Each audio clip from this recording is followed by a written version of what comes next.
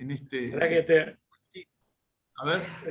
Espera que te presentamos un poquito a los alumnos. Podemos esperar unos minutos más, si les parece.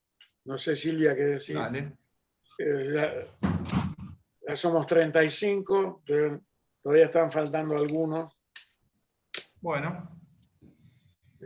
Si quieren, esperamos hasta las 1:30 y arrancamos. Perfecto. Tenemos una relación de afecto, de amistad muy profunda, de muchos años, que viene, digamos, Juan Manuel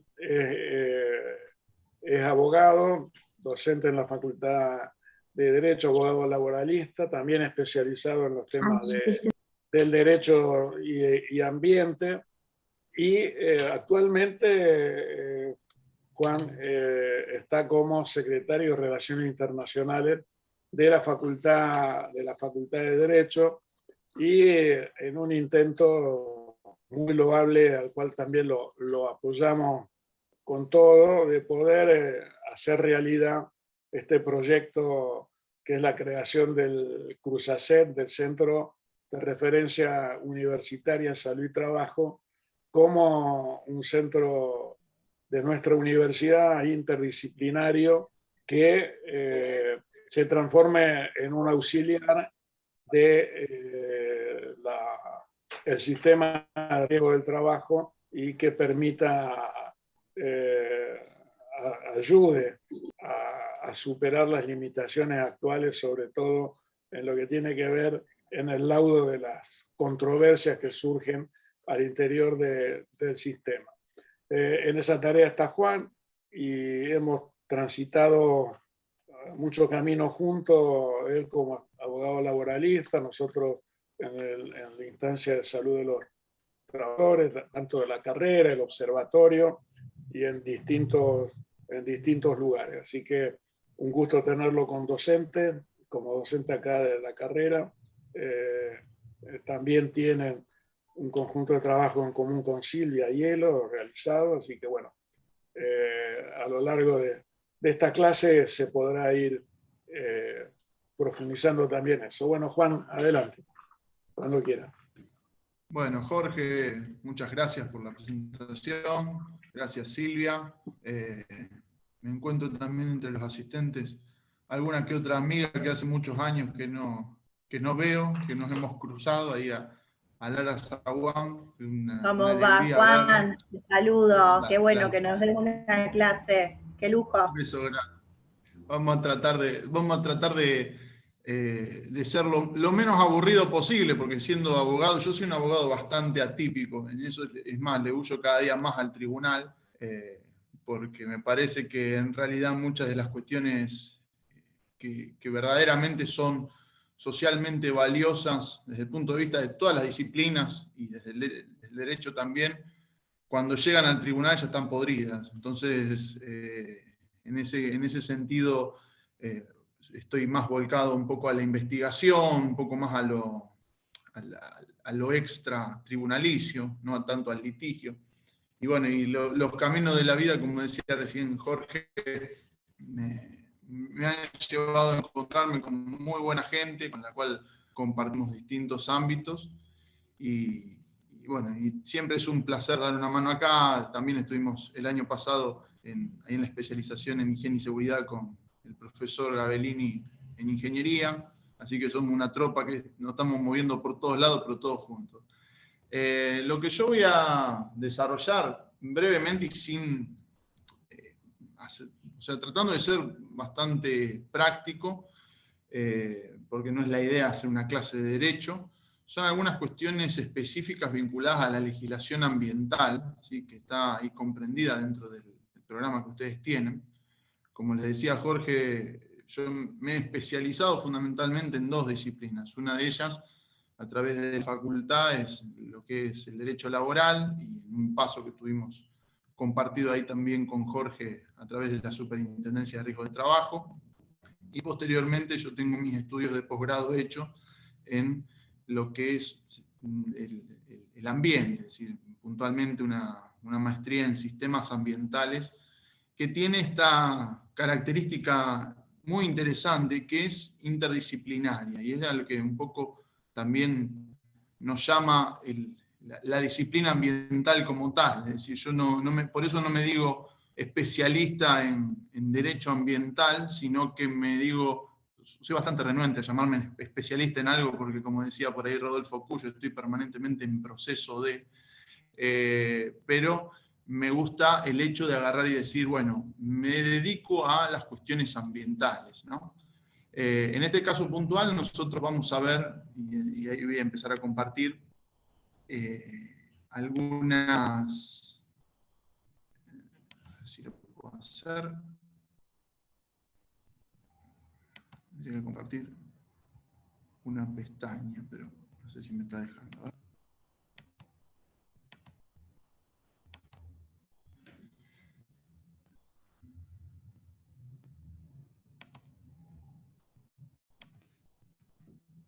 Ahí se ve, ¿no?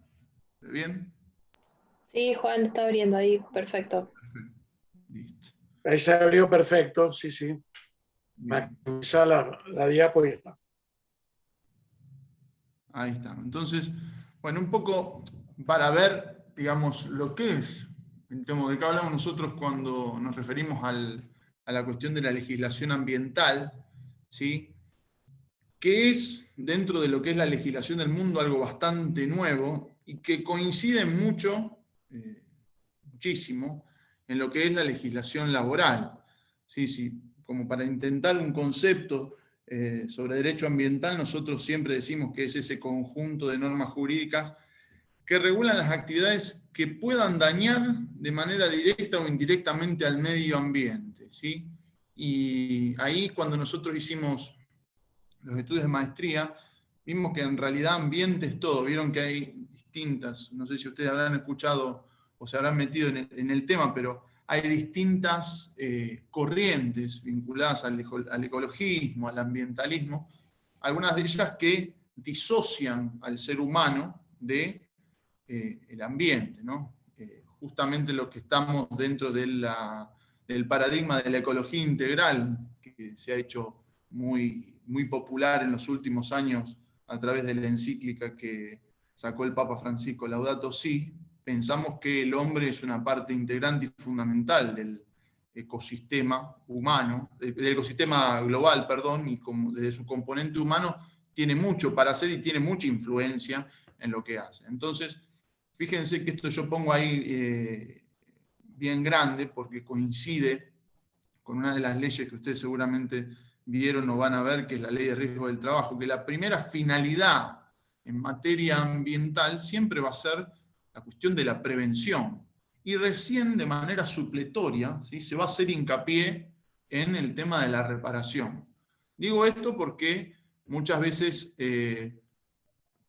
las leyes se usan para decir, bueno, yo, hablando en criollo, rompo y después pago. ¿Sí? Es una de las cuestiones, por lo menos en derecho laboral, más discutida con relación a la ley de riesgo. Si ustedes van a los primeros artículos, van a ver que el primer principio que se consagra es la prevención, pero que finalmente no es en lo que más se termina haciendo hincapié, sino que se termina haciendo hincapié en la reparación, incapacidades, bueno, etcétera, y todas esas cuestiones que ustedes van a ver en el ejercicio de su carrera como abogados, como médicos especializados en medicina del trabajo. Entonces, la idea acá es fundamentalmente esta, es decir, bueno, primero nosotros nos paramos del lado de la prevención.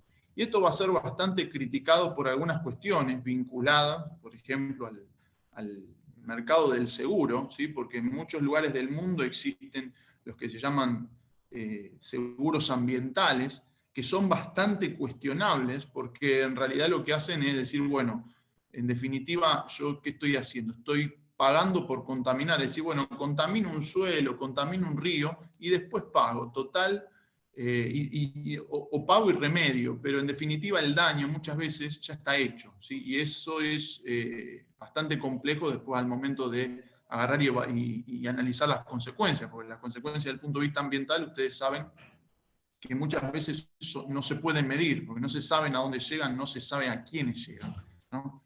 Voy a tratar a ver si puedo ponerlo. Bueno, no me sale ponerlo en grande. Bueno, ahí se ve de todas formas.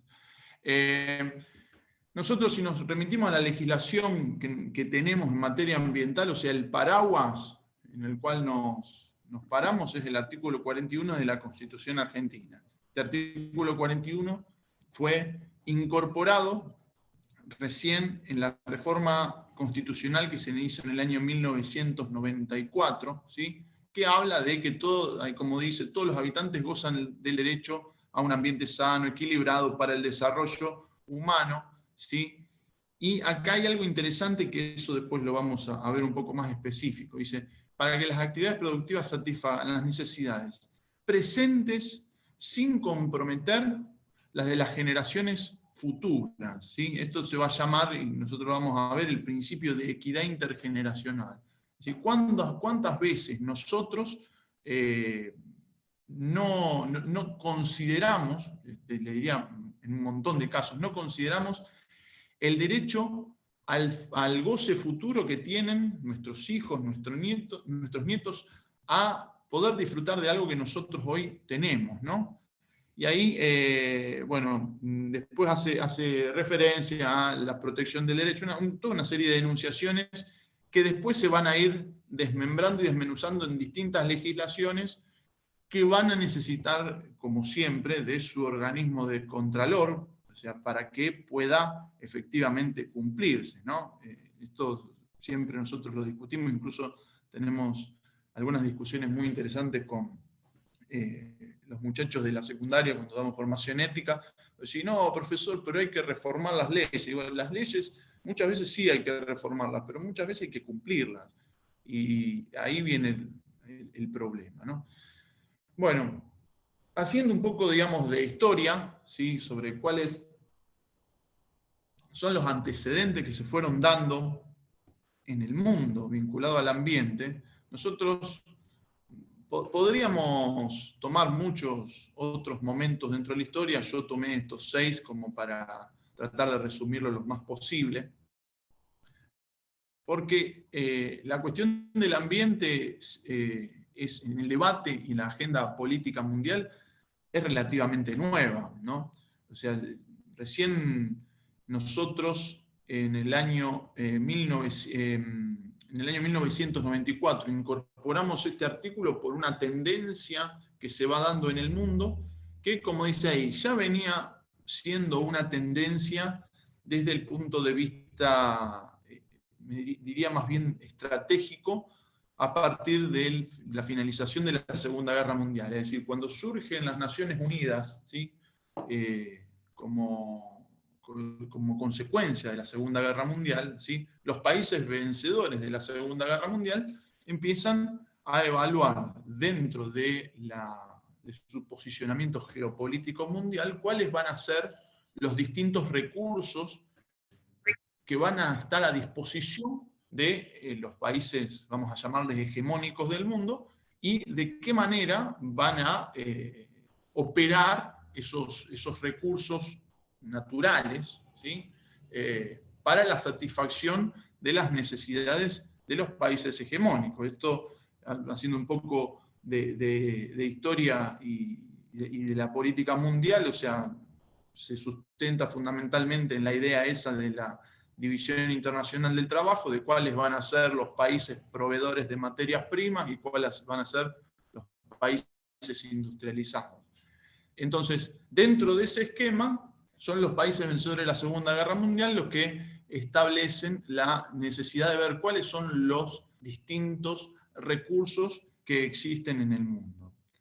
Recién en el año 1972 se da una conferencia internacional que recibió también el nombre de Cumbre de la Tierra, que fue la Conferencia de Estocolmo, se llama así, Conferencia de Estocolmo sobre el Medio Humano, que fue la primera conferencia, la primera cumbre de los distintos países del mundo que se reúnen para discutir específicamente la cuestión vinculada al ambiente. Es decir, hasta ese momento el ambiente era tomado, no era puesto en las agendas políticas como una prioridad. A partir de ese momento se empieza a ver la necesidad de debatir sobre esta cuestión, porque en ello, o sea, estaría, parece una obviedad lo que vamos a decir, pero en ese momento parecía ser que no lo era, iría la subsistencia de la raza humana, ¿no? Y del mundo como tal. Esto empieza a debatirse en los distintos lugares. Hay entre 1972 y 1987 varios encuentros, pero en 1987 se da esto que yo le pongo acá, que es un informe que se llama Nuestro Futuro Común, ¿sí? Que se lo conoce también con el nombre de informe Brundtland, porque lo presidió la primera ministra de Suecia en ese momento, Gro Harlem Brundtland, y que empieza a hablarse acá del concepto de desarrollo sostenible. Es decir, hasta ese momento el desarrollo no estaba vinculado a la sostenibilidad ambiental. El desarrollo era meramente económico, ¿sí? De hecho, esto es una cuestión que sigue hoy en debate, porque en realidad hay algunos que dicen, bueno, todo desarrollo es sostenible, y hay algunas corrientes del ambientalismo que van a decir, bueno, es sostenible en tanto y cuanto no se produzca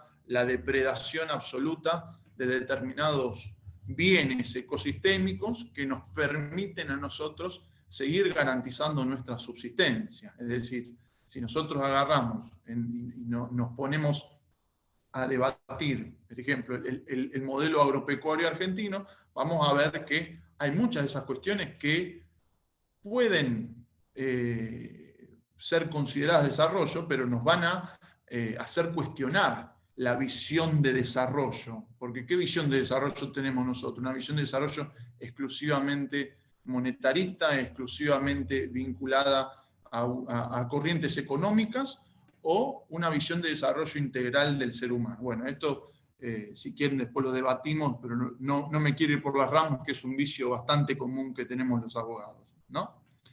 Este informe se termina plasmando efectivamente en el documento que sale en el año 1992 en la cumbre de Río de Janeiro, ¿sí? En la cual efectivamente se empieza a hablar del desarrollo sostenible y se empieza a enlazar con las agendas económicas de los distintos países del mundo y se empiezan a establecer metas, ¿sí? Vinculadas a la protección del ambiente, ¿sí? Pero insisto, son metas vinculadas a la protección del ambiente que todavía no están disociadas de lo económico. Es decir, recién en el año 2012, ¿sí? Fíjense, por eso se llama la cumbre Río +20, se empieza a hablar de la pobreza, de la equidad social y de la equidad ambiental como necesarias para el desarrollo sustentable, ¿sí?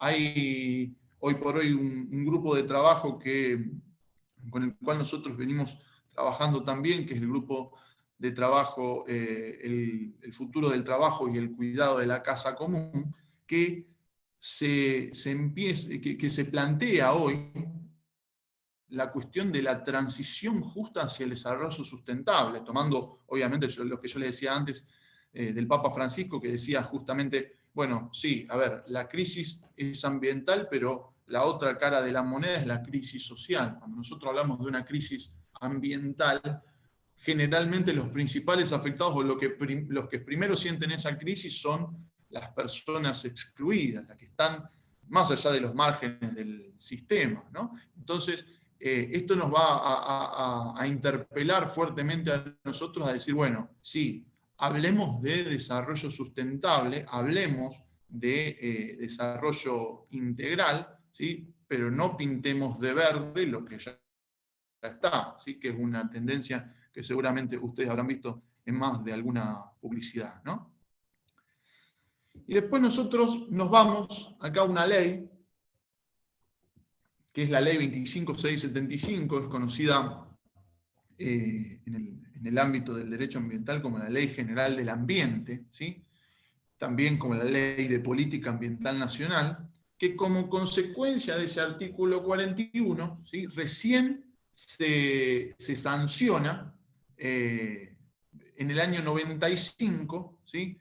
Y establece lo que se llaman los presupuestos mínimos. En materia ambiental, como en muchas otras, perdón, en materia ambiental fundamentalmente, debería serlo también en muchos otros aspectos, se dan estas llamadas leyes de presupuestos mínimos que establecen pisos inderogables por debajo de los cuales no se puede hacer menos. Es decir, de ahí para arriba es discutible. De ese piso inderogable para abajo no se puede hacer menos. En este sentido, nosotros los abogados tenemos un instituto que se llama el orden público, ¿sí? Que incluso opera también en materia del derecho laboral, de decir, bueno, acá nosotros reconocemos la iniquidad que existe en algunos actores y que por eso existe ese piso mínimo inderogable, en el caso, por ejemplo, del derecho laboral, el orden público laboral. Para ser un poco más claro, es una fantasía pensar que tiene la misma fuerza un trabajador que un CEO de una empresa, ¿no? Entonces, para tratar de subsanar esa iniquidad que existe entre esos dos actores, lo que se establecen son estos pisos mínimos, estos presupuestos mínimos inderogables, ¿sí? Si alguien quiere decir algo, pero desde ya encantado, me avisan porque yo ahora no estoy viendo a ver si puedo ver yo también. No, Juan, fue por una entrada, me parece, que se activó un micrófono y ya lo apagué. Bien, listo. Bueno. Ahí entonces, está perfecto. Listo. Entonces, lo que hace esta ley, ¿sí? Es enumerar cuáles van a ser las herramientas que va a tener el Estado para lograr estos objetivos. Siempre vamos a hablar del objetivo del desarrollo sustentable. En materia ambiental, y le diría que ya es algo que trasciende, porque es inter y transdisciplinario en todos los aspectos, vamos a hablar o vamos a poner en jaque la visión de desarrollo que tiene el mundo, ¿sí? Es decir, si nosotros agarramos y asignamos que el desarrollo y el progreso están nada más que asociados al progreso y al desarrollo económico, entonces no vamos a poder estar acorde con lo que se sostiene desde los principios de la protección del ambiente, del derecho ambiental, y me animaría a decir de los principios del derecho en general, ¿no? Pero bueno, hay algunas ramas del derecho, como por ejemplo el derecho civil, que están muy asociadas al derecho económico porque se asocia necesariamente a la propiedad privada, ¿no? Entonces, si ustedes agarran y dicen, bueno, yo tengo mi derecho de propiedad garantizado por el artículo 17 de la Constitución Nacional, si se me mete un tipo en mi casa, yo puedo entrar por el derecho civil y hacerlo desalojar por la fuerza pública, ¿no? Obviamente esa rama del derecho va a estar más vinculada, pero en definitiva, los principios generales del derecho nos van a llamar a un planteamiento ético, ¿sí? De las leyes, o sea, de una interpretación ética de las leyes. No podemos considerarlas disociadas de su dimensión humana, de su dimensión axiológica. Perdón, me volví a ir por las ramas.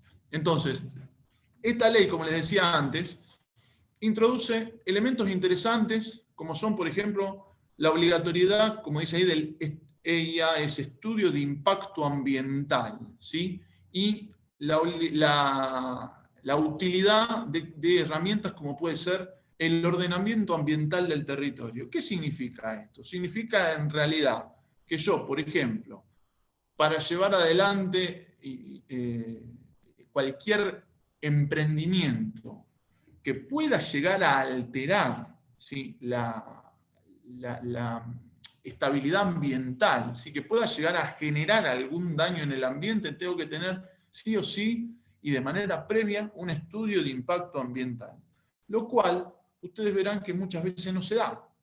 Por eso a veces nosotros nos encontramos hablando más bien de literatura y no tanto de derecho. ¿Por qué? Porque hay algunos emprendimientos que se inician sin tener este estudio de impacto ambiental, ¿sí? Y que después requieren de una serie de mecanismos o poner en marcha una serie de dispositivos legales para que ese emprendimiento no continúe hasta tanto no se verifique su inocuidad con relación a la naturaleza y necesariamente a la salud humana. Es decir, los fenómenos ambientales, lo que van a estar indisociablemente unidos, o donde principalmente se van a manifestar, va a ser en la salud de los seres humanos que viven en el ambiente, ¿no? Por eso son disciplinas que van de la mano. Ahí también esta ley establece una cuestión muy interesante, ¿sí? Que es la obligatoriedad de información pública ambiental. Seguramente ustedes habrán escuchado que salió hace poco lo que fue el primer acuerdo internacional de carácter regional, que fue el acuerdo de Escazú, ¿sí? Este acuerdo de Escazú estableció, entre tantas otras cosas, la obligatoriedad, ¿sí? Del acceso, o sea, el libre acceso a la información ambiental de cualquier persona o actor que así lo requiera. ¿Por qué? Porque los fenómenos ambientales o el derecho ambiental entra dentro de esta categoría de los que nosotros denominamos derechos humanos de tercera generación, que son los derechos de los pueblos, es decir, son derechos que se relacionan con intereses difusos. ¿Por qué? Porque no se sabe, es decir, no se sabe a quién va a afectar. Yo agarro y tengo una fábrica que no cumple con algunas de las disposiciones que a lo mejor ustedes vieron con el ingeniero Gabellini, y está emitiendo a la atmósfera una serie de contaminantes que no sé a dónde van a llegar. Porque en definitiva, si yo dijera, bueno, esto llega dentro de la provincia de Santa Fe, entonces va a ser jurisdicción de la provincia de Santa Fe, y la provincia de Santa Fe es una capsulita cerrada, como el domo que le pusieron a los Simpsons, y se cierra ahí y no sale de ahí. No funciona de esa manera. Fíjense lo que pasó acá en la ciudad de Rosario con el tema humedales, lo que sigue sucediendo lamentablemente. Son cuestiones que son interjurisdiccionales y que necesariamente requiere la interacción de actores políticos de justamente distintas jurisdicciones, ¿no? Otra cuestión interesante acá de esta ley es que enuncia el concepto de daño ambiental, ¿sí? Porque el concepto de daño sí es, nosotros dentro del derecho tenemos distintos conceptos en el derecho, dentro del derecho civil, dentro del derecho penal, ¿sí? Pero acá en realidad es la primera ley que hace referencia al daño ambiental específicamente, diciendo que es toda alteración que modifique, toda alteración relevante, que modifique negativamente el ambiente, sus recursos, el equilibrio de sus ecosistemas o los bienes o valores colectivos, ¿sí? Este es un concepto que no existía hasta este momento, por lo menos en la legislación argentina, ¿no? Y nosotros vamos a ver, que creo que es en la diapositiva siguiente, ahí me voy a fijar, que nosotros no podríamos escudarnos en la falta de certeza científica sobre si algo ocasiona un daño o no para llevarlo adelante. Ejemplo, yo agarro y me voy a poner una fábrica de químicos que no quiero catalogarlo porque no soy químico, los abogados hablamos al cohete, pero vamos de cuidarnos en algunas cosas. Una fábrica de químicos que yo no tengo certeza de que eso genere un daño negativo a la salud humana o un daño negativo al ambiente, ¿no? Entonces lo tiro en la cloaca. El escudarse en eso de que nosotros decimos de que no sabemos o no tenemos certeza científica si eso genera un daño o no es justificante de esa persona para decir yo acá estoy libre de responsabilidad, ¿no? La responsabilidad es porque usted ante la duda, ¿sí? Vamos a como decimos los abogados, controvertir la carga de la prueba, es decir, la persona que tiene la duda, ante la duda debe presumirse que eso puede generar un daño negativo al ambiente y a la salud humana, ¿sí? La única forma que usted tiene de demostrar que eso no genera un daño negativo al ambiente o a la salud humana es a través de un informe, de un estudio de impacto ambiental, ¿sí?, que diga que no genera o que es inocuo o en qué medida lo genera, ¿no? Y otra de las cuestiones, y acá cierro con esto porque ya es demasiado largo, establece, como decíamos recién, la responsabilidad ambiental y la competencia originaria de la Corte en asuntos ambientales. Es decir, cualquier cuestión, por lo menos hasta la fecha, ¿no?, cualquier cuestión vinculada a lo ambiental puede ser directamente demandada ante la Corte Suprema de Justicia de la Nación, y no le van a poder decir que no lo pueden atender. Si yo, por ejemplo, en materia de competencia judicial, voy al tribunal a denunciar una violación en un juzgado laboral, me van a decir, no, mire señor, usted tiene que ir a un juzgado penal, si no puede venir acá. Bueno, en este caso, si yo voy a la Corte y digo, mire, están contaminando con glifosato el pueblo de J.B. Molina, acá en el sur de Santa Fe, y la Corte va a tener que por lo menos recibirlo, ese caso, y después ver qué cauce institucional le da. Una de las cuestiones que establece este acuerdo que yo les mencionaba antes, que es el acuerdo de Escazú, es la importancia de generar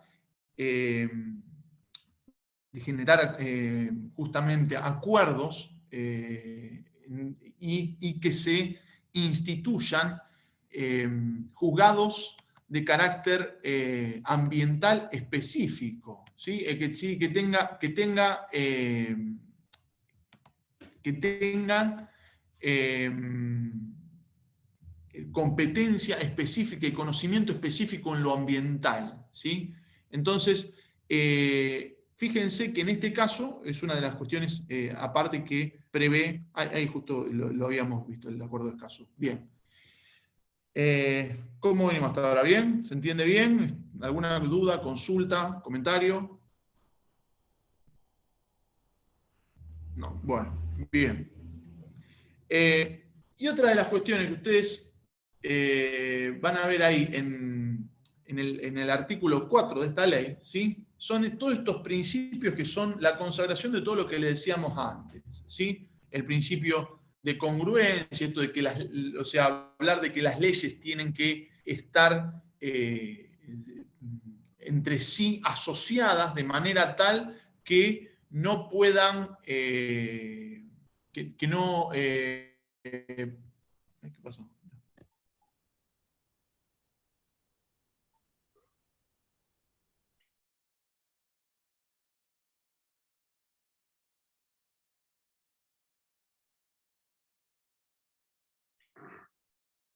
Se fue la voz de... Houston. ¿Ya volvió? No. Pues quedó la imagen, pero se le fue la imagen también. Ahí estamos, ¿no? ¿Me se ve bien? Sí, sí, ahí está. Bien. Entonces decíamos, esta ley que nosotros vamos a tomar como la ley general del ambiente, y es a la cual siempre se va a volver, porque incluso a partir del año 95 empiezan a sancionarse toda una serie de leyes vinculadas a lo ambiental, que derivan necesariamente o que remiten en lo no legislado específicamente a esta ley. Es decir, la ley de bosques, actualmente está dando vueltas por ahí también la ley de educación ambiental, ¿sí?, o esta ley que se dio en llamar la ley Yolanda, que es para la capacitación a funcionarios públicos en materia de ambiente. Siempre se va a remitir, en primer lugar, al artículo 41 de la Constitución y a esta ley, ¿no? Y ahí yo les decía que estos, ¿sí?, son los principios que consagra el artículo 4 de esa ley, que es una ley muy interesante, en algún punto adelantada a su tiempo. O sea, muchas de las cuestiones que recién nosotros estamos viendo ahora vinculadas a la información ambiental, a la educación ambiental, recién ahora se están pudiendo poner en práctica. ¿Por qué? Porque necesariamente las cuestiones ambientales se desarrollan o vienen de la mano de procesos culturales que no siempre son sencillos de llevar a cabo, ¿sí? Es decir, a nosotros nos ha pasado asesorando a grupos de personas en algunos proyectos vinculados, por ejemplo, a lo que son los llamados cinturones linderos, cinturones que separan las ciudades de los ámbitos rurales, que son conocidos con el nombre de periurbanos, ¿sí? Elaborar proyectos muy interesantes desde el punto de vista ambiental, desde el punto de vista económico, desde el punto de vista social, y encontrarnos necesariamente con la pared de personas que de decir, no, miren, yo no lo quiero hacer. Pero no te das cuenta que incluso tenés un beneficio económico. No me interesa hacerlo, ¿sí? Por eso en realidad muchas veces hay situaciones en las cuales, por más beneficiosas que sean para todos los actores involucrados, uno se encuentra con esos escollos que son muy difíciles de romper, ¿no? Y yo le decía antes, con relación a este principio de equidad intergeneracional, ¿sí? Es un principio que está necesariamente asociado a lo que nosotros hablamos de sostenibilidad en materia de desarrollo. Es decir, cuando nosotros hablamos de desarrollo sostenible, vieron que es un término que está permanentemente ahora en boga, incluso hay 14 millones de cursos para hacer en distintos lugares sobre desarrollo sustentable, desarrollo sostenible, empleos verdes. Bueno, nosotros tenemos que ver efectivamente cuál es la sostenibilidad en el tiempo que van a tener, ¿sí? los distintos emprendimientos que se lleven a cabo de ahora en adelante, ¿sí? Sin caer en esa idea un poco pesimista que esbozó hace poco Jeremy Rifkin de que el fin del trabajo, de que se viene el fin del trabajo como tal, ¿sí? Nosotros tenemos que ponernos a pensar desde el punto de vista de la sustentabilidad ambiental cuál va a ser, ¿sí? El trabajo del futuro. Y esto a nosotros nos va a comprender completamente a todos, es decir, porque a ustedes como médicos del trabajo el día de mañana van a tener que atender una serie de patologías o enfermedades que años antes no se venían dando o se venían dando de otra manera. Es decir, con este equipo de trabajo que yo les mencionaba antes del Consejo Latinoamericano de Ciencias Sociales, ¿sí? Se empiezan a ver nuevas fuentes de trabajo que hasta hace algunos años eran impensadas. Ejemplo, administrador de perfiles de Instagram. Entonces yo me pregunto, ¿cómo nosotros acreditamos, por ejemplo, una enfermedad profesional de un administrador de perfil de Instagram, suponiendo en el caso de que tenga, ¿sí?, una RT, quién se haría cargo de eso? Bueno, son todas cuestiones que están en una evolución permanente y tan vertiginosa que a veces es incluso hasta difícil de seguir, ¿no?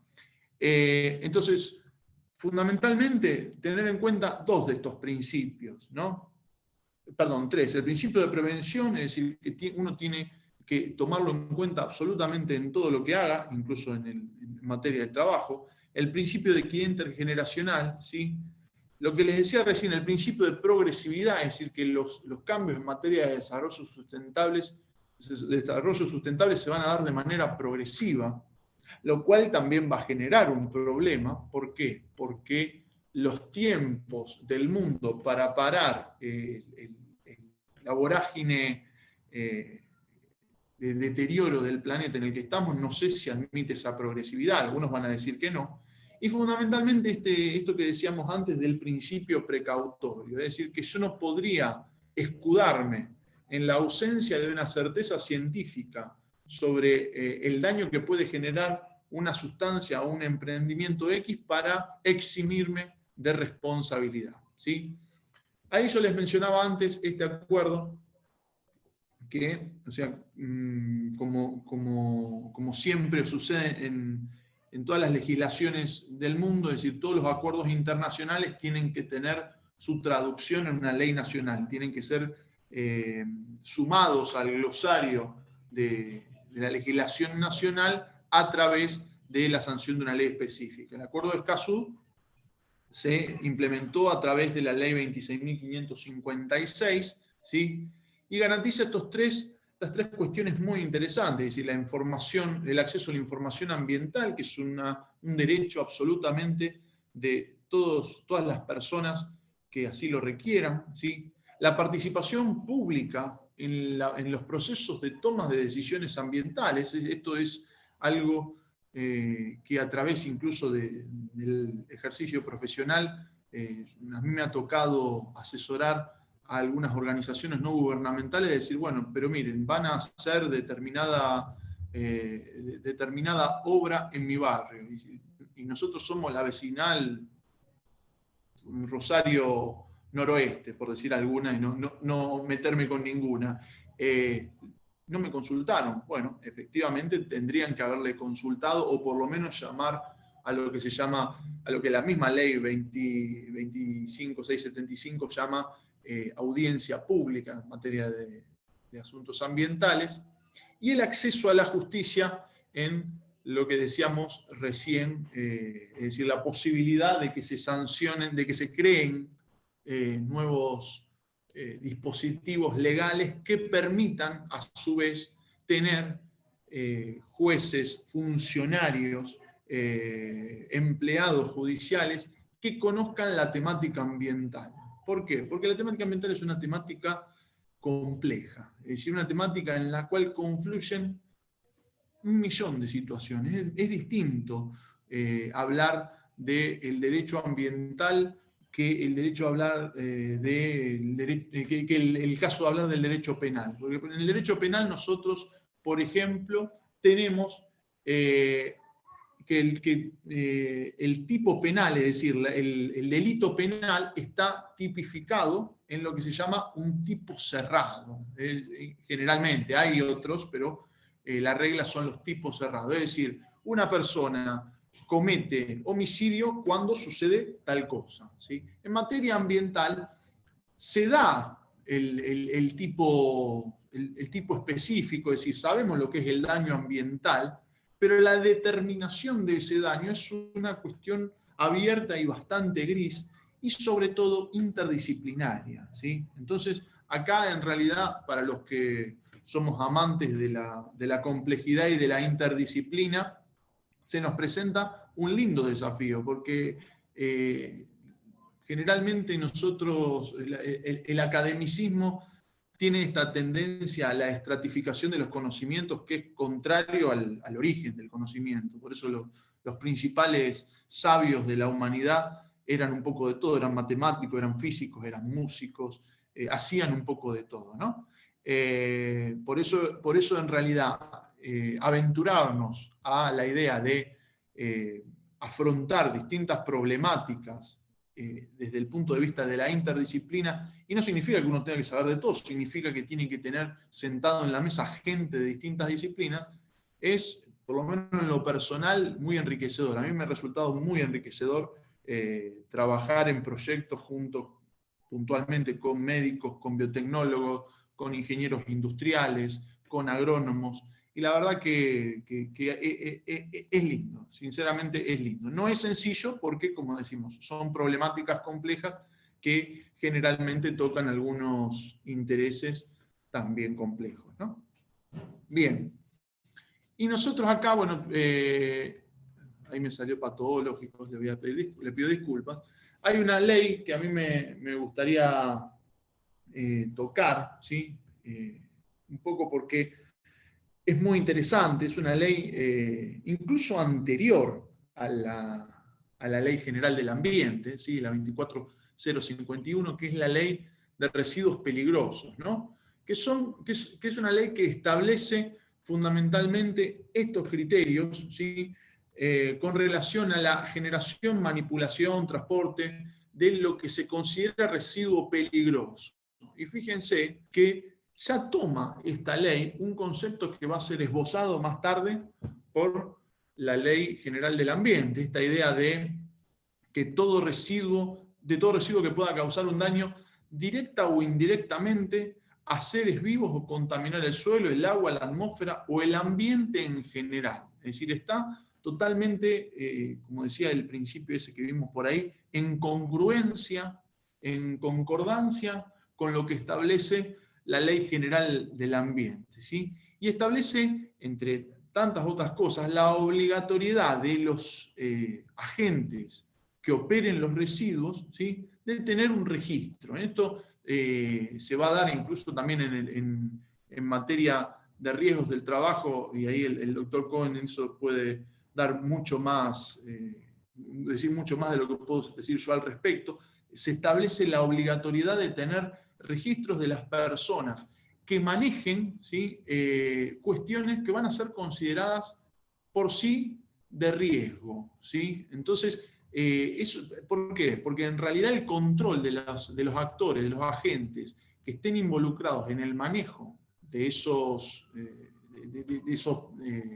instrumentos, de esas herramientas, tienen que estar revestidas de toda una serie de garantías y de elementos de seguridad que no puede hacerlo cualquiera, ¿sí? Entonces, acá va a ser, como decíamos, fundamentalmente importante la actuación del Estado en materia de control. Es decir, nosotros podemos tener 14 millones de leyes, decretos, resoluciones, pero si esas resoluciones no se hacen efectivas a través de los organismos de control correspondientes, ¿sí?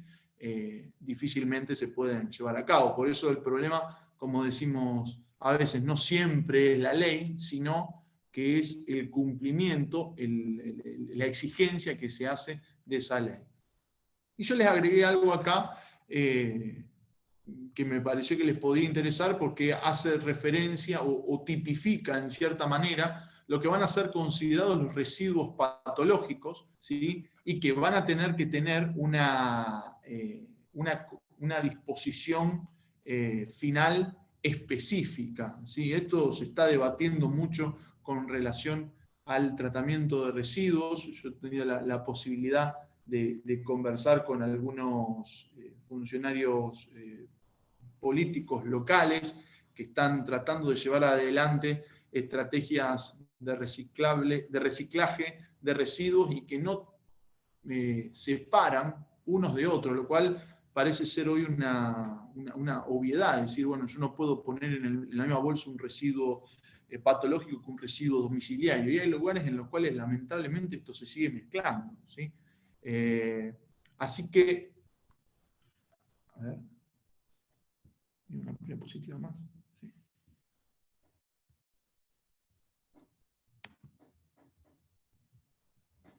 Bien. Ya. Entonces, lo último que a nosotros nos faltaría, digamos, ver, o sea, dentro de este mismo esquema, vamos a tener una ley más, ¿sí? Que, no sé por qué acá no me aparece la diapositiva que tenía, ¿sí? Que es la Ley Provincial de Medio Ambiente, que es la Ley 11.717, ¿sí? Que hace una especificación también de los aspectos generales de la ley nacional, con las particularidades que puede tener la ley provincial, pero en realidad está en completa concordancia con esta ley nacional, ¿no?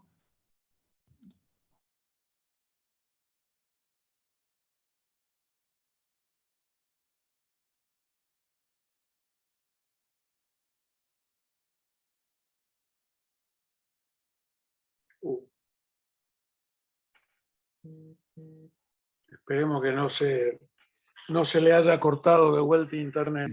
Bien. Bien. Entonces, como le decía antes, y volviendo a la ley general del ambiente, nosotros vamos a tener, ¿sí? En esta legislación estos principios que vamos a desarrollarlo un poquito cada uno, como para no ser, o sea, que no sea tan tedioso, pero como decíamos antes, que son muy importantes, ¿no? El principio, como dijimos, de congruencia, ¿sí? Que es el que hablamos que tienen que tener las leyes entre sí, que tienen que estar asociadas y que no pueden ser contradictorias entre sí. Si yo, por ejemplo, tuviera la Ley Provincial de Medio Ambiente de Santa Fe, que contradice algunos de los principios establecidos por esta ley nacional, obviamente esa ley, vamos a decir nosotros, es inconstitucional y puede ser atacada de esa forma, ¿no? El principio de prevención, como dijimos antes, que es que nadie puede, que todos los actores públicos y privados involucrados en proyectos de carácter ambiental deben atender necesariamente a la prevención del daño, es decir, hacer todo lo que esté a su disposición para prevenir el daño. Esto se asocia con el último de esos principios, que es justamente el principio de cooperación, que habla de que todos los agentes públicos y privados deben colaborar entre sí para lograr estos objetivos, ¿no? Como dijimos antes, el principio precautorio es esto, es decir,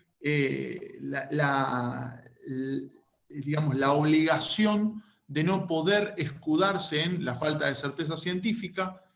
El principio de responsabilidad, que su mismo nombre lo dice, es decir, si una persona es, toda aquella persona que lleve a cabo alguna actividad que irrogue algún daño al ambiente o a la salud como consecuencia de la contaminación ambiental, va a ser responsable por esas consecuencias, ¿sí? El principio de subsidiariedad en el hecho de agarrar y decir, bueno, ¿cuáles van a ser los actores involucrados? Bueno, si no responde el primero de esos actores, subsidiariamente va a responder, y de manera, como dice ahí abajo, también solidaria, el otro de los actores involucrados, ¿sí? Y el principio de sustentabilidad, que es el que va a apuntar fundamentalmente a que cualquiera de las actividades que se lleven adelante tienen que ser sostenibles en el tiempo, es decir, evaluar la posibilidad de que sean sostenidas en el tiempo. Ahí, ¿Eso por qué le pasó? Dejala tapada. ¿Qué pasó? Ah, no, me parece que había algún micrófono activado, ¿no? Entonces, el mío, perdón. Está bien, no hay ningún problema. Entonces, nosotros fíjense, y por eso volvemos a este artículo 41, ¿sí? Que es el artículo 41 de la Constitución. Fíjense que la República Argentina, con esto consagra...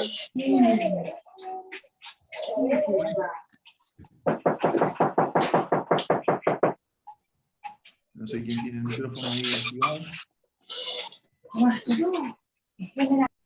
Bueno, la República Argentina, a través, digamos, de este artículo, lo que hace justamente es consagrar, pero no, fíjense la definición que hace con relación a la protección al derecho al ambiente. Dice, la utilización natural de los recursos, la utilización racional de los recursos naturales y la preservación del patrimonio natural y cultural, ¿sí? Es decir, acá en materia ambiental es algo muy interesante para analizar lo que se denomina justamente la diversidad cultural de los distintos pueblos del mundo. Es decir, acá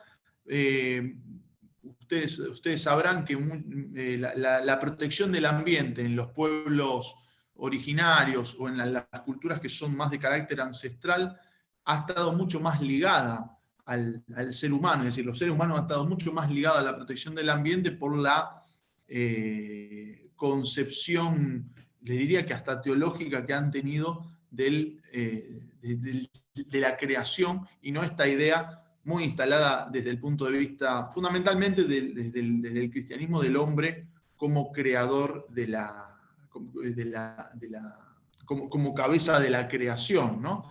A ver, quien se los habla es un cristiano católico y practicante, y por ende me tomo esta licencia de decir lo siguiente: el hecho de que uno pueda ser el personaje más importante, vamos a ponerlo entre comillas, de la creación, o uno de ellos, no da las licencias que históricamente se ha tomado el hombre para hacer lo que hizo con el ambiente.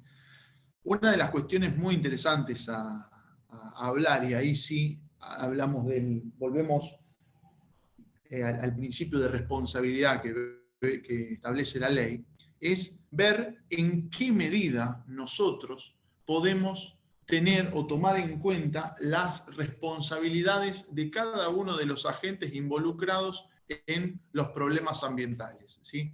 Ahí hay una parte muy interesante de este documento que citamos antes, que es del Papa Francisco, y que habla de esta idea de las responsabilidades diversificadas. Y muchas veces con relación al tema ambiental, al tema desarrollo, al tema, como decíamos antes, progreso, se dan estas teorías internacionales que hacen referencia al llamado crecimiento cero, pero es una idea fundamentalmente vinculada a digamos, como decíamos antes, la concepción del mundo o del statu quo del mundo, de cómo se establece hoy.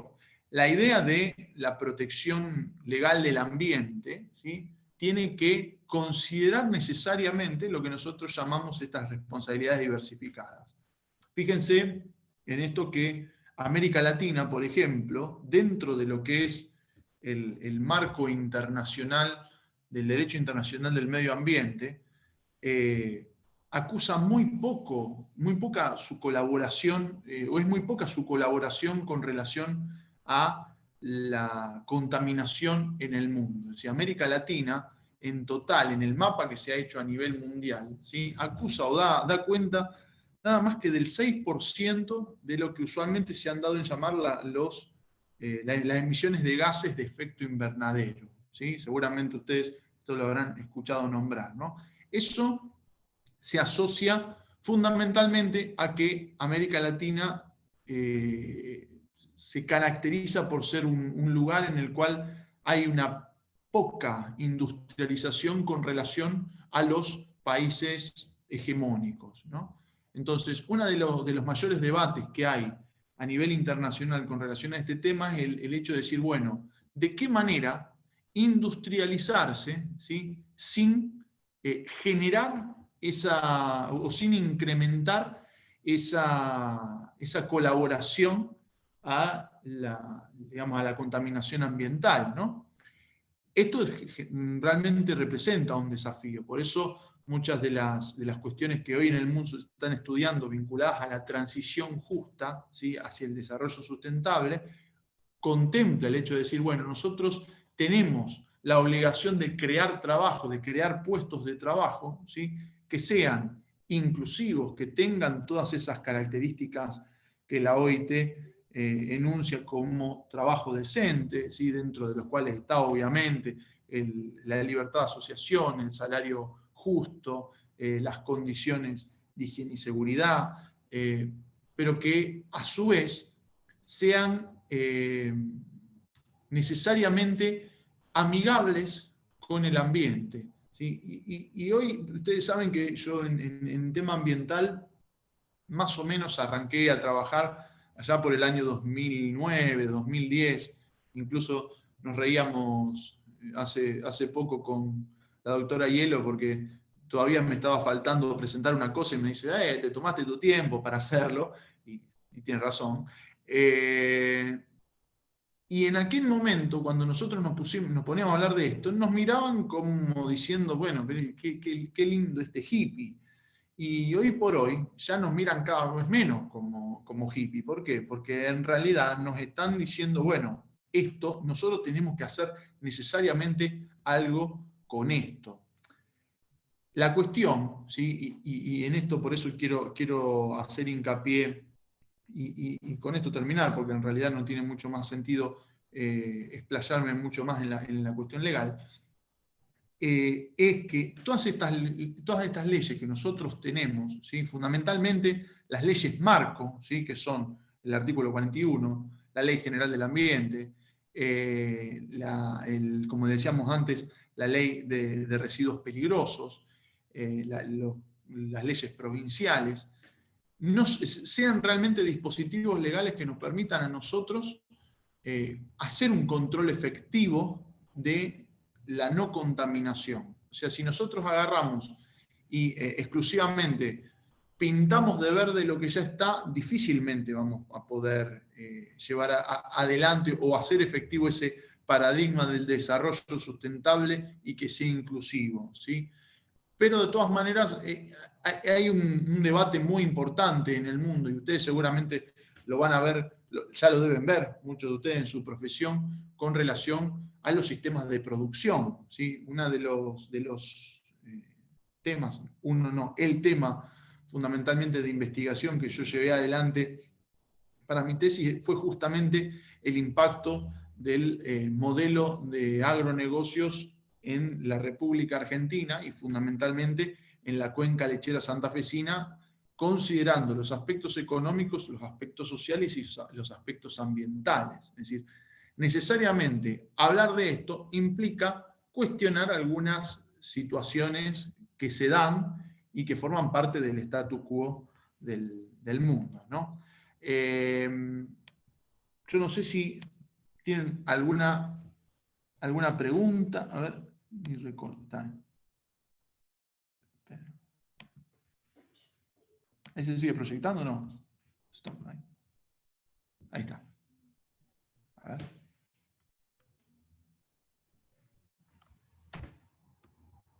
Ahí me veo, ahí bien. Una pregunta.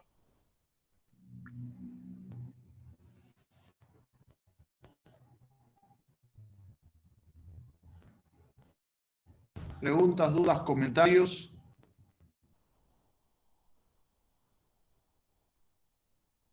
El número de la ley de medio ambiente de la provincia, ¿cuál era que la nombraste? 11.717. 11.717. 11.717. Yo todas estas leyes que les mencioné ahí, a ver, no quise poner más diapositiva porque me parecía un poco tedioso transcribirle lo que decía la ley. Los textos de la ley, si quieren, yo se los dejo, ¿sí? Como para que ustedes vean los aspectos fundamentales. Me parece que mi conexión es inestable, no sé si me escucho bien. ¿Me escucho bien? Sí. Sí, se escucha, Juan. ¿Ahí se escucha? Bien. Bien. Les dejo los documentos. Les voy a dejar la ley general del ambiente, ¿sí? Este PowerPoint muy breve, la ley provincial y la ley de residuos peligrosos.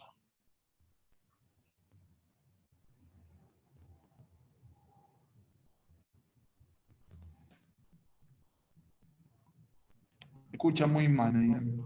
Sí. Cada provincia tiene su propia ley. Cada provincia tiene su propia ley de ambiente, ¿sí? Efectivamente, pero que tiene que estar necesariamente acorde a la ley nacional, ¿no? Incluso hay provincias que han avanzado mucho antes en determinadas legislaciones y que después la ley nacional acoge lo mismo que tenían esas provincias.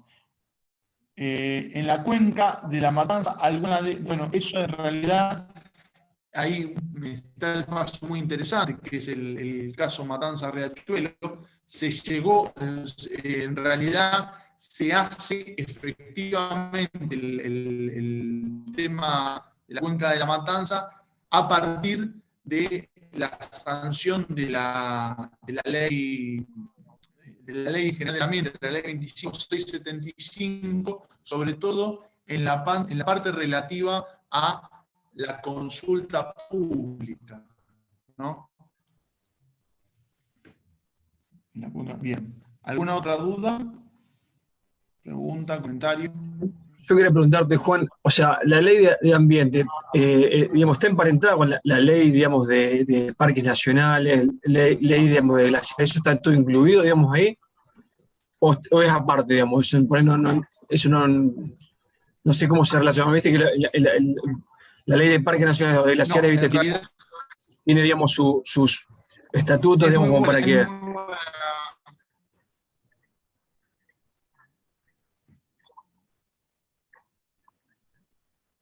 Bien. Yo no sé si me escucho bien, Martín. Voy a tratar de contestar a ver que no se me corte tanto. La ley, es muy buena tu pregunta. La Ley General del Ambiente, como dijimos, establece el piso mínimo. A partir de esa ley, ¿sí?, se establecen otras leyes que regulan situaciones específicas.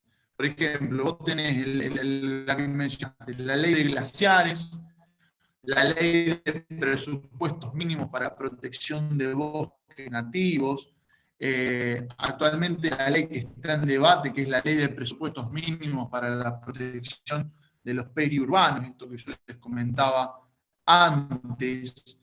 O sea, son la ley, el artículo 41 y la Ley General del Ambiente es el piso al cual siempre se remite. Es decir, porque uno de los mayores problemas que hay en materia de legislación son lo que se llaman las lagunas legales, ¿sí? Si alguna de esas lagunas legales que no se regula específicamente, ¿sí?, se remite necesariamente a la Ley General del Ambiente, que es el marco, que es el paraguas de toda la legislación.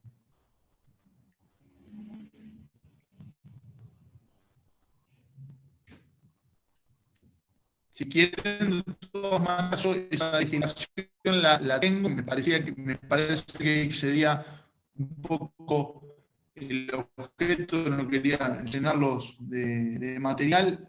Si ustedes la quieren, yo se los adjunto, para que vean sobre todo cómo fue. Incluso hay algunos artículos muy interesantes vinculados al tema matanza de Chuelo que me parece que les pueden llegar a resultar de interés para la lectura. Y yo te quería preguntar No, sobre a ver, estoy sin si mejora el audio, no sé si se escucha bien o no. Sí, mejor. Ahora un poco mejor, Juan. Sobre la parte de residuos patológicos, si eso, por ejemplo, acá en Rosario, ¿se lo controla la municipalidad, la provincia, es un control Sí. a nivel nacional? ¿De dónde es el control? Ah, bien.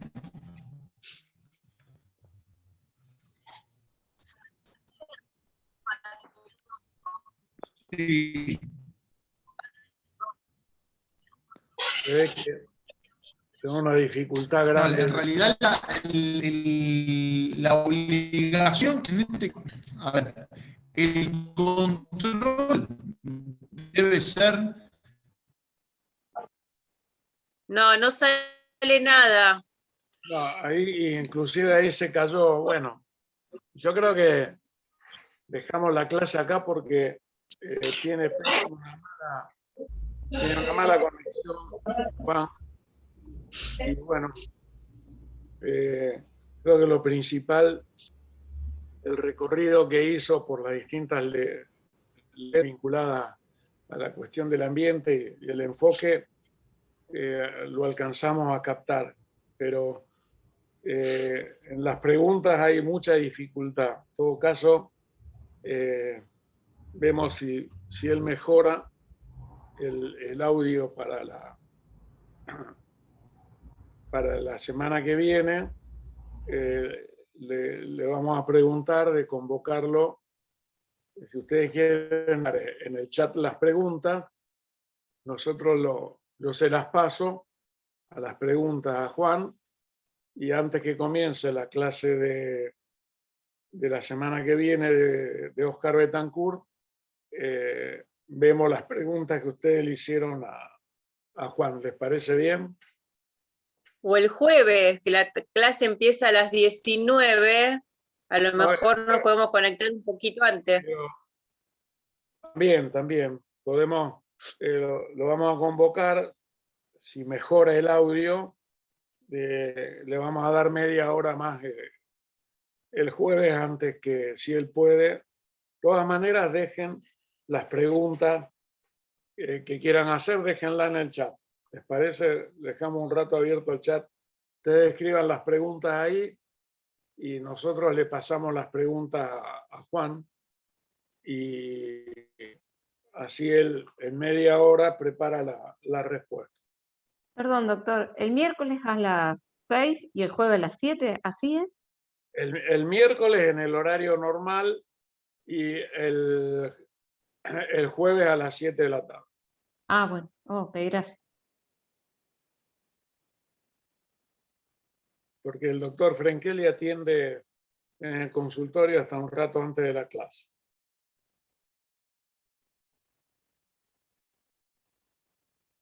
Entonces dejen las preguntas que tengan en el chat. De todas maneras, le voy a pedir a Juan Pla que se prepare una especie de síntesis de media horita, porque no se le escuchaba bien en el final de la clase, como que haga un redondeo. Si les parece bien. Bien, bien. No recuerdo si también contestó la pregunta de César sobre en la cuenca de la Matanza,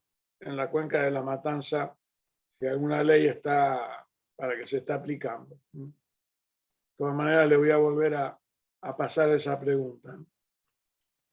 Sí, intentó, pero no se escuchó mucho. Bueno, que ahí está entrando. A ver si tiene mejor audio, lo hacemos. Si no, le transmitimos esto, que se prepare y damos por terminada la...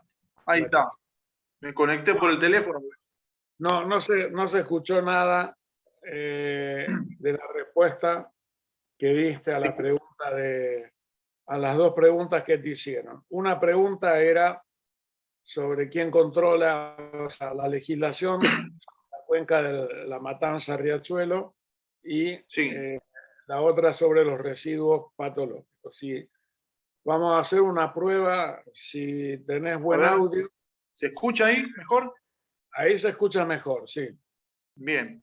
Bueno, a ver, por un lado el tema Matanza, todo esto en realidad, la ley nacional, y sobre todo en el artículo 30 de la ley de residuos patológicos, de la ley de residuos peligrosos, hace referencia a que las responsables, ¿sí?, van a ser las jurisdicciones locales, es decir, en este caso las jurisdicciones provinciales. Y cada una de las provincias va a ser encargada de, a través de sus organismos de control, llevar adelante el control, ¿sí? Y después, obviamente, van a poder hacer como hacen algunos, es decir, delegar o subcontratar los servicios de control en, o bien algunos otros entes locales, por ejemplo, en alguna municipalidad, lo que pasa es que no siempre eso sucede, o directamente hacerlo a través de alguna empresa, ¿sí? Eso es lo que ocurre con relación, por ejemplo, lo que ocurrió a través de la oficina o organismo provincial de desarrollo sustentable en el caso de la cuenca Matanza-Riachuelo, ¿sí? Es más, se hizo una oficina específica destinada a eso, es decir, se lo sacó de la órbita que lo venía haciendo y se hizo lo que se dio a conocer, creo que aún funciona, el ACUMAR, que es la autoridad de la cuenca Matanza-Riachuelo, para controlar todas estas cuestiones, ¿no? ¿Cuál era la otra pregunta, Jorge? La de quién controla el tema de los residuos patológicos, si municipalidad, provincia o nación. También, a ver, la ley nacional lo asigna a las jurisdicciones locales, que en este caso son las provincias. De todas maneras, como si nosotros nos remitimos a los principios generales, son solidariamente responsables, o sea, serían solidariamente responsables por cualquier cuestión o cualquier daño que pudiera generar la mala administración o la ausencia de control por parte del Estado. Es decir, pero el artículo 30 de la ley específicamente dice que son las jurisdicciones locales las que se tendrán que hacer cargo de ese control.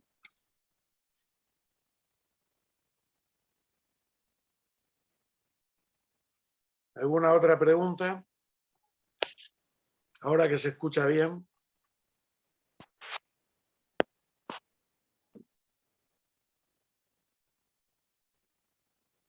Era mejor con el teléfono, se ve que con la computadora. Pero con el teléfono no se puede pasar las diapositivas. Claro. Es un Sí. problema.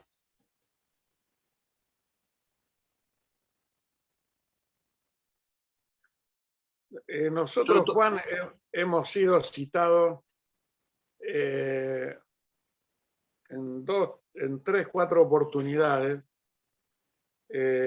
por una investigación que hicimos, no una investigación, nosotros desde el área de salud y trabajo con un equipo transdisciplinario hicimos un estudio sobre la contaminación ambiental en el área del Gran Rosario y construimos un mapa de la contaminación. Ustedes pueden encontrar ese mapa en la página de la carrera de la carrera de Medicina del Trabajo. Esos datos que se fueron volcando fueron ofrecidos en un caso por una vecinal de San Lorenzo, en otro caso por el taller ecologista y en otro caso por un particular, como prueba para 3 juicios distintos en los tribunales federales. Nosotros la prueba que aportamos fue ese mapa que está abierto, que es público, que crece a medida que los que tienen conocimiento de ese mapa lo van llenando. Ahora, ¿qué valor de prueba? Mi pregunta es, ¿qué valor de prueba tiene ese mapa? El valor de prueba que tiene ese mapa es el valor de una pericia de parte, ¿sí? O sea, salvo que lo hayan hecho los peritos oficiales o el juez solicitando la colaboración, creo que en este caso de la universidad, tiene el valor de una pericia de parte. Y eso significa que en realidad si hay otra prueba que diga lo contrario, puede ser controvertido por esa otra prueba, ¿no? Pero, o sea, al darse intervención a una universidad es bastante poco probable que se pueda controvertir. Sí se puede sembrar duda. Es decir, si nosotros, por ejemplo, yo te escuchaba a vos, Jorge, y recordaba lo que en algún momento fue el informe que hizo Andrés Carrasco sobre el tema de agroquímicos. Ese informe que fue el que dio la base para el fallo San Jorge, ¿sí? Después fue, no digo que fue desestimado, pero fue puesto en duda por el propio CONICET, que el CONICET dijo que en algún momento que no se podía dar certeza sobre que digamos, el vertimiento, no el vertimiento, la utilización del agroquímico en las cantidades indicadas según su buen uso generara esa consecuencia dañosa que decía el informe, que hay muchas pruebas al respecto. Lo que pasa es que, insisto, vuelvo a lo que te decía antes, tiene el valor de una prueba, de una pericia de parte. Yo lo presento, es como si yo te lo encargara a vos para hacerlo y después lo presento en el juicio, ¿no? Salvo que lo ordene un juez. Si lo ordena un juez, en ese caso no. Puede tener el valor de pericia oficial y tiene que ser cuestionado por una pericia, por otra pericia de parte, ¿no? Entonces, si hice mucho lío o no. No. Ahí estaban pidiendo el mapa, yo creo que... Sí, ahí estoy viendo, pero hacía tiempo que no lo veía y no logro abrirlo al mapa. Es medicinaytrabajo.com. Sí, yo creo que incluso corté la cámara porque me parece que algo te había mandado a vos. Ahí les envié en el chat el link para ver si lo pueden abrir o buscarlo. Una pregunta, ¿qué papel cumple el Ministerio de Ambiente y Desarrollo Sustentable Nacional? Digo. El Ministerio de Ambiente y Desarrollo Sustentable es la autoridad de aplicación de la ley. Esto significa que todo lo que dice la ley tiene que hacerlo cumplir, ¿sí? Salvo en aquellas cuestiones que estén delegadas específicamente a los ministerios locales, ¿no? Es decir, por ejemplo, si yo pido un estudio de impacto ambiental, no lo voy a pedir al Ministerio de Ambiente Nacional, lo voy a pedir al Ministerio de Ambiente de la provincia de Santa Fe. Claro, preguntaba más bien por la cuestión de las jurisdicciones, porque en alguna de las charlas anteriores justamente había situaciones puntuales en las que además hasta el Ministerio de Trabajo, por ejemplo, no podía actuar en determinados ámbitos porque era jurisprudencia no nacional sino provincial y también de otros ministerios. Bueno, generalmente o sea, como regla, la jurisdicción, va a ser de los ministerios locales, ¿sí? Si hay algunas cuestiones, como puede ser, por ejemplo, se me ocurre el río Paraná, que está entre dos jurisdicciones, ahí se le va a dar intervención al Ministerio de Nación. Yo justamente, yo quería preguntarte algo parecido que preguntaba Mónica, por el asunto de las islas, digamos. Siempre, digamos, nosotros no sabemos bien, hay dos jurisdicciones, digamos, si bien en la jurisdicción de Entre Ríos se genera el incendio, después en la contaminación se genera, digamos, o el impacto se da, digamos, en otra jurisdicción, en la cual a veces el trabajador o la gente común, digamos, o demanda a la jurisdicción, digamos, a la cual pertenece. Como por ejemplo el incendio de las islas. Entonces, mi pregunta es, ¿qué responsabilidad, o sea, por supuesto la responsabilidad de la jurisdicción donde se genera, pero la jurisdicción, digamos, en la cual la gente está afectada, ¿qué, digamos, responsabilidad tiene, digamos, o qué debería hacer para poder, digamos, colaborar para que esto se resuelva, digamos? Esa es mi pregunta, digamos. ¿Qué responsabilidad tiene la jurisdicción en la cual está afectada la gente, digamos? A ver, poniéndolo en un caso concreto, sería como si vos me decís, bueno, se generó el incendio en las islas, pero se le generó un EPOC a la población de Rosario, por decir algo, ¿no? En ese caso, en realidad, a ver, la jurisdicción Santa Fe, incluso la jurisdicción Rosario, como es el garante de la salud pública, tiene que ser el garante de la salud pública, se puede constituir incluso en un actor en contra de la otra jurisdicción, ¿sí? Hay que ver después si políticamente es lo que va, pero desde el punto de vista de garante de la salud pública, o sea, la jurisdicción afectada y que no tiene ningún tipo de responsabilidad en la generación de ese daño, podría incluso considerarse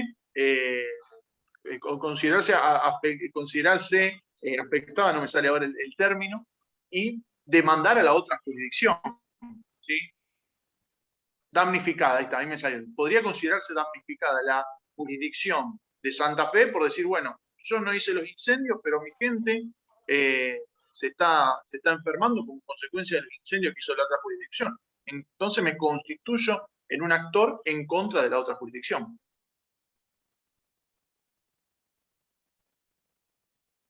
Yo me refiero, digamos, claro, esa sería la herramienta que tendría en el caso de ser afectado, como se trata de problemas de salud, digamos, uno siempre pregunta, o sea, ¿qué responsabilidad tiene? Porque si bien, digamos, uno puede actuarse como víctima o sea, considerarse víctima del daño, también se trata de una responsabilidad sobre la salud de su población. Entonces, quizá digamos, las acciones, mi pregunta era si las acciones terminaban en por una demanda, o el accionar puede llegar a tener, digamos, otro tenor, digamos, más allá de una demanda, digamos. Incluso, a ver, ¿qué te referís con otro tenor? No, el asunto es que, digamos, uno siempre escucha que existe una demanda. ¿Por qué? Porque, digamos, el incendio, digamos, se genera en otro lado y uno, digamos, tiene esa herramienta. Yo me pregunto, ¿hay otra herramienta para poder, digamos, en términos legales, ¿no? Que, Sí, en términos legales, mira, que uno puede hacer, digamos, más allá de una demanda, digamos, por el daño, digamos. La herramienta por excelencia que se utiliza en términos legales por una cuestión de inmediatez es el llamado amparo, ¿sí? Si la acción de amparo, es decir, que generalmente se hace, es para cortar, ¿sí?, inmediatamente con la acción dañosa de quien la está llevando a cabo, o por lo menos se le impone la obligación de no innovar. Es decir, yo agarro y digo, bueno, hasta acá yo no puedo seguir actuando hasta que no demuestre que lo que estoy haciendo es inocuo, ¿sí? Entonces, esa es la herramienta que generalmente se utiliza. No sé si te respondí la pregunta. Yo no sé si soy claro, o sea, porque, digamos, mi inquietud es, si uno demanda, veo que estamos un poco hablando de reparación, y si hablamos de salud y medio ambiente, lo que uno debería intentar es la prevención, digamos. Entonces, si uno va digamos, a la demanda cuando ya tenés un problema de salud, digamos que me parece a mí una impresión personal, que es algo que vamos atrás del daño, digamos, no se previene, digamos, no sé, esa es mi pregunta, digamos. Sí, a ver, es muy sencillo. Si el daño se previno, lo más probable es que no haya demanda, porque claro, si uno agarró y dijo, bueno, aplicó los dispositivos que tiene el Estado para controlar que no se produzca ese daño, y evidentemente no va a haber ningún damnificado que tenga la necesidad de llevar adelante ningún tipo de demanda, ¿sí? Entonces, yo soy de la misma idea que vos. Es decir, ¿cuál es el dispositivo en ese caso? Me animaría a decirte que ni siquiera es judicial, es político. ¿Por qué? Porque los que tienen que hacerse cargo de que los organismos de contralor funcionen, que estén ahí, y más hoy, con las posibilidades tecnológicas que hay, de que ante el primer foco de incendio salgan corriendo a decir, bueno, sofocamos eso y vemos quién lo generó, es el Estado, ¿sí? En definitiva es eso. Y por eso una de las cuestiones muy interesantes que incluso vimos ahí en la legislación, que establece la ley, es el ordenamiento ambiental del territorio. Hoy, a través de Internet y de la posibilidad de mapeo que hay, y de los drones, y de todas esas cosas que existen, es muy sencillo agarrar y tener delimitado y ver satelitalmente cómo están las cosas. Por eso muchas veces dicen, no, pero no sabemos quién generó los incendios o quiénes son responsables por los incendios. Es muy sencillo. Si vos te vas a una oficina de catastro, eso tiene que salir, ¿sí? Después, que se quiera hacer o no por otras cuestiones que ya conocemos todos nosotros, es otro tema. Pero, o sea, a ver, para la prevención, para ser claro, para la prevención está la política, ¿sí? Para la reparación y la remediación, y bueno, va a estar el dispositivo legal, ¿sí? Que es el hecho de agarrar y decir, bueno, yo inicio una acción de amparo, inicio lo que se llama una acción por la ley 10.000, que es la ley de intereses difusos, para que cesen con esa actividad que está siendo dañosa. Pero si se previno, lo más probable es que no haya una actividad dañosa y que no dé lugar a una acción judicial.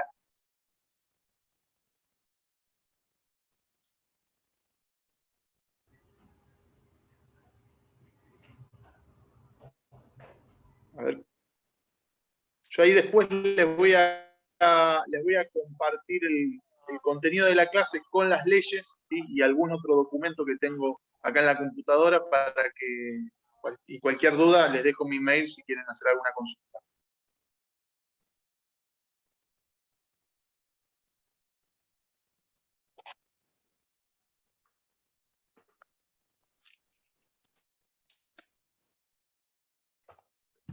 Bueno, gente, ¿algo más?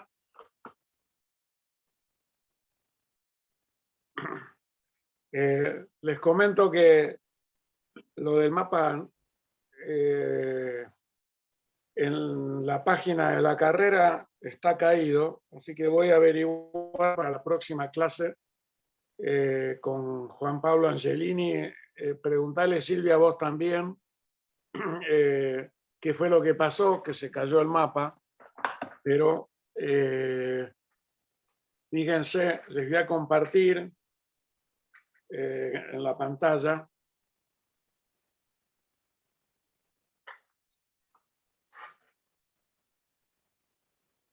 Disculpa que me haya metido con No, esto. por favor. Pero me encanta que me interrumpa. Sobre la base de esto que hicimos en este proyecto que acá ven ustedes, se llamaba Mapa de la Contaminación en el Cordón Industrial del Gran Rosario. Esto fue en el año 2010, 2011, 2012. Luego, esto tuvo una particularidad muy interesante porque nosotros, como ustedes ven, este proyecto lo hicimos en la vecinal del barrio Buchar de San Lorenzo. Ahí se convocaron una cantidad de vecinales, organizaciones ambientalistas, concejales, muy interesante, y comenzamos a construir en 3 talleres la cartografía social con la metodología que es de la cartografía social participativa, el mapa de la contaminación en distintos talleres, que, como usted ve, en primer lugar se hizo en papel y luego se llevó esto a una georreferenciación en un mapa, y quedó abierto a que las distintas organizaciones podían incorporar las denuncias que se iban haciendo de eventos de contaminación ambiental, ya sea porque lo habían presenciado o bien porque salía una noticia periodística. Se llegaron a registrar en este mapa más de 323 denuncias hasta el año 2019. Hasta el año 2019. Inclusive me acuerdo que yo estaba como secretario de extensión de la Facultad de Medicina y un día vino a entrevistarme el jefe de la Dirección de Delitos Ambientales de la Policía Federal,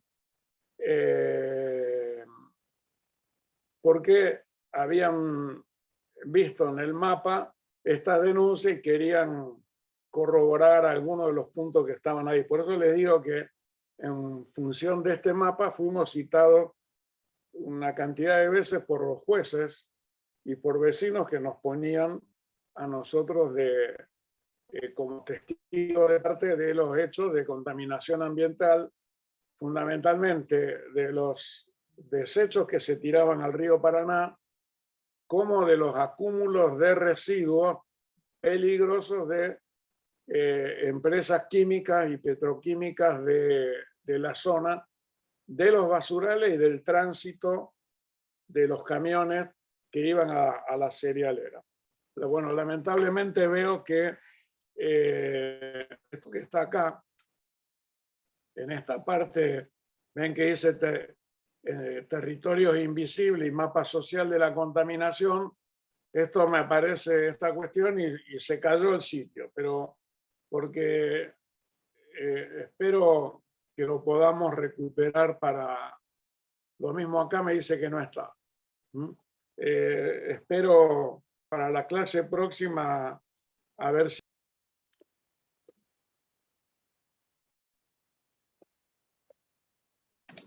Te muteaste. Está muteado, Doc.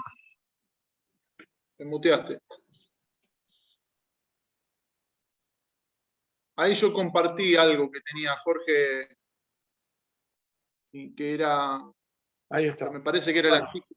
digo que fue una experiencia muy interesante, no solo por la cantidad de denuncias, pues esto después se llevó también a la ciudad de Pérez, y lo intentamos hacer acá en Pueblo Ester con la gente de la Asamblea Ambientalista, pero y con el municipio de General Lagos, pero ahí no pudimos avanzar. Pero fue importante porque nosotros lo abandonamos y los vecinos y las organizaciones ambientalistas siguieron utilizando esta herramienta. Yo rescato estas dos cuestiones de esta investigación, ¿no?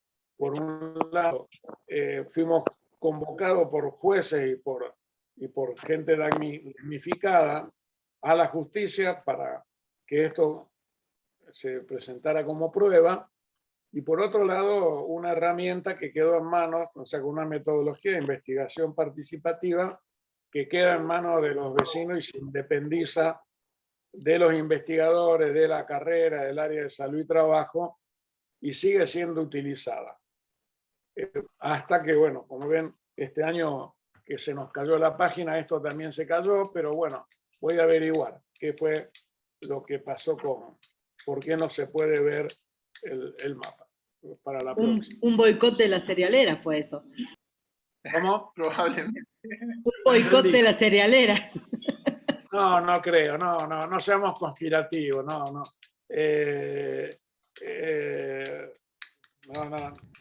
Perdón, un comentario. Ahí está en Beltrán, Arcín, que era ex Arcín, está ahí cerrado y nadie hace, digamos, eso sigue contaminando y salió la otra vez un artículo en el diario y no hay una solución rápida a esa situación. Y la pregunta es para Juan, digamos. No, digamos que hay un foco que la provincia tiene, tendría que hacer algo con eso y no hace nada, digo. Mira, se llamaba, ahora me acuerdo, el comisario se llamaba Tulpacid era, después Arcín. Sí. Alrededor de lo que comentaba vos, Sol. Cuando vino el comisario Alberto Candia, que se llamaba, que era el jefe de delito, ¿se imaginan el cagazo que yo me pegué cuando la secretaria de la que yo tenía en la Secretaría de Extensión me dijo, vino un comisario de la Policía Federal a buscarlo? Yo, puta que lo parió, digo, bueno, otra vez, como en el 70, no puede ser, en el 76, no. La historia se repite, pero este era un comisario que venía justamente por lo que había visto y por que era el jefe de delitos ambientales de la Federal. Bueno, ya habían pasado tantos años de la época de la dictadura que muchas cosas se modificaron, pero yendo a lo que decís vos, Sol, ahí con el comisario hicimos un relevamiento, yo lo acompañé, me acompañó también Cecilia Bianco, que en ese momento estaba al frente del taller ecologista de Rosario y San Lorenzo, y hay 4 estaciones de monitoreo que la provincia tiene ahí en tu zona, o sea, desde Bermúdez a San Lorenzo, y o sea, que eran unas bombas, tipo bomba de Drager, que medían la contaminación, la presencia o no de químico contaminante en el ambiente y la cantidad de partículas. Ninguno de los 4 funcionó.